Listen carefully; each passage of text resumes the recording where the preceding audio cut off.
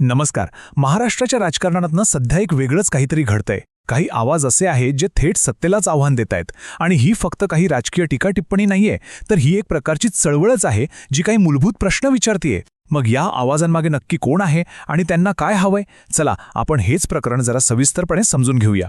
हे जे वाक्य आहे ना, काही आवाज असे उभे राहत आहेत जे सरळ सरळ सत्तेला प्रश्न विचारत आहेत, हेच या सगळ्या प्रकरणाचं मूळ आहे. म्हणजे इथे मुद्दा फक्त राजकीय विरोधाचा नाही, तर सामान्य नागरिक आपल्यासारखे लोक सत्तेच्या पारदर्शकतेवर, त्यांच्या जबाबदारीवर थेट प्रश्न विचारतायत.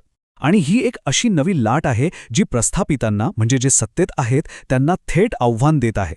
आपण बघतोच की प्रत्येक मोठ्या बदलाची सुरुवात ही अनेकदा एका व्यक्तीपासूनच होते. आणि या प्रकरणातही अगदी तसंच घडलंय.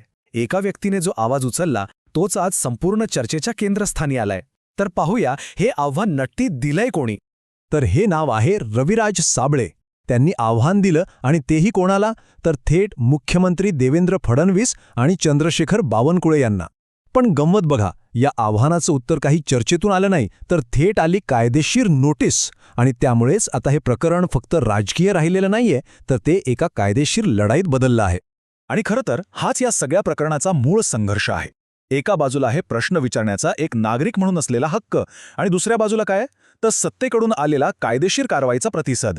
म्हणजे बघा, हा संघर्ष आता फक्त दोन व्यक्तींपुरता मर्यादित नाहीये, तर हा लढा आहे लोकशाहीतल्या नागरिकांच्या अधिकाराचा आणि सत्तेच्या मर्यादांचा.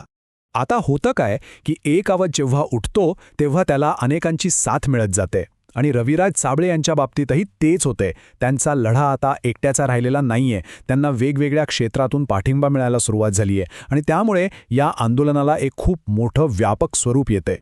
उदाहरणार्थ, नुकतीच त्यांची सामाजिक कार्यकर्ते विठ्ठल कांगणे यांच्यासोबत एक भेट झाली. आणि ही भेट खूप महत्त्वाची मानली जातीये, कारण या भेटीमुळे ना एका मोठ्या आघाडीची शक्यता निर्माण झालीये. आता विचार करा, हे दोन आवाज जर एकत्र आले तर या आंदोलनाची ताकद कितीतरी पटीने वाढेल.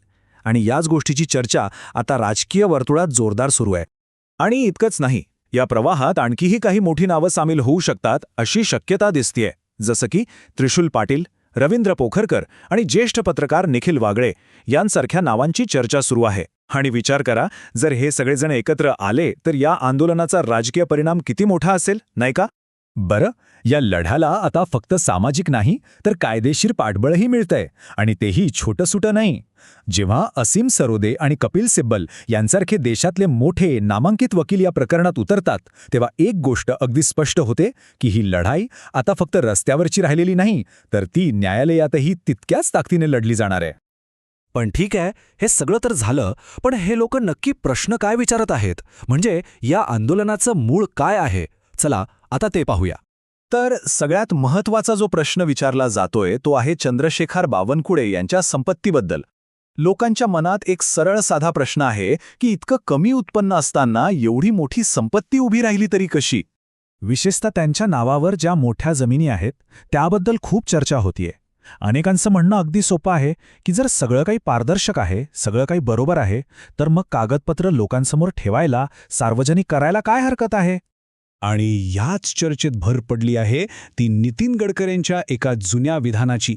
ते विधान आता पुन्हा समोर आलंय, ज्यात त्यांनी बावनकुळे यांच्या व्यवसायाबद्दल काहीतरी म्हटलं होतं. आणि त्या जुन्या स्टेटमेंटमुळे काय झालंय तर आजच्या प्रश्नांना एक नवीन अँगल मिळालाय. लोकांच्या मनातल्या शंका आणखी वाढल्या आहेत. आता या सगळ्या घडामोडींचा जो परिणाम आहे तो काही फक्त मोजक्या व्यक्तींपुरता मर्यादित नाही, तर तो आता सामान्य लोकांच्या विचारांवरही होताना दिसतोय. आजकाल सोशल मीडियावर नजर टाकली की हे लगेच लक्षात येतं. अनेक सामान्य नागरिक आता कुठलीही भीती न बाळगता आपलं मत मांडतायत, थेट सरकारवर टीका करतायत. म्हणजे विचार करा, काही वर्षांपूर्वी असंच चित्र दिसणं किती कठीण होतं, पण तेच आज आपल्याला सहज पाहायला मिळतंय. आणि यातली सगळ्यात इंटरेस्टिंग गोष्ट काय आहे माहितीये? ही टीका फक्त विरोधकच करत नाहीयेत. जे लोक पूर्वी स्वतःला सरकारचे पक्के समर्थक म्हणायचे, ते सुद्धा आता विचार करायला लागलेत. आणि महत्त्वाचं म्हणजे प्रश्न विचारायला लागलेत. आता हे सगळं जे घडतंय याला आपल्याला लोकशाही आणि अभिव्यक्ती स्वातंत्र्य या एका मोठ्या चष्म्यातून बघायला हवं. तर अभिव्यक्ती स्वातंत्र्य म्हणजे नेमकं काय? हा तोच अधिकार आहे जो डॉक्टर बाबासाहेब आंबेडकरांच्या संविधानाने आपल्या सगळ्यांना, प्रत्येक सामान्य माणसाला दिला आहे. कोणता अधिकार? तर निर्भयपणे, न घाबरता प्रश्न विचारण्याचा अधिकार. आणि हाच मुद्दा पुन्हा पुन्हा समोर येतोय. आज जे लोक प्रश्न विचारत आहेत त्यांना हे बळ, ही ताकद कुठून मिळते, तर त्याचं उत्तर आहे आपल्या संविधानात. ह्याच संविधानाने दिलेल्या अधिकारांमुळे आज हा आवाज इतका बुलंद झालाय. आणि फक्त संविधानच नाही, तर छत्रपती शिवाजी महाराजांचा इतिहास, तो तर अनेकांसाठी प्रेरणास्थान आहे. अन्यायाविरुद्ध उभं राहण्याची जी हिंमत आहे ती तिथूनच मिळते असं अनेक जण मानतात. तर या सगळ्या घडामोडी पाहिल्यावर साहजिकच एक मोठा प्रश्न आपल्या सगळ्यांच्या मनात उभा राहतो की ही सगळी परिस्थिती आता पुढे नेमकी कोणत्या दिशेने जाणार आहे. आणि शेवटी हाच तो खरा आणि कळीचा मुद्दा आहे. एका बाजूला प्रश्न विचारण्याचा हक्क आणि दुसऱ्या बाजूला सत्तेची जबाबदारी, ह्यांच्यातलं संतुलन कसं साधलं जाणार? लोकशाहीमध्ये जनतेच्या आवाजाला खरंच किती महत्त्व दिलं जातं? ह्यावरच या सगळ्याचं उत्तर अवलंबून असणार आहे.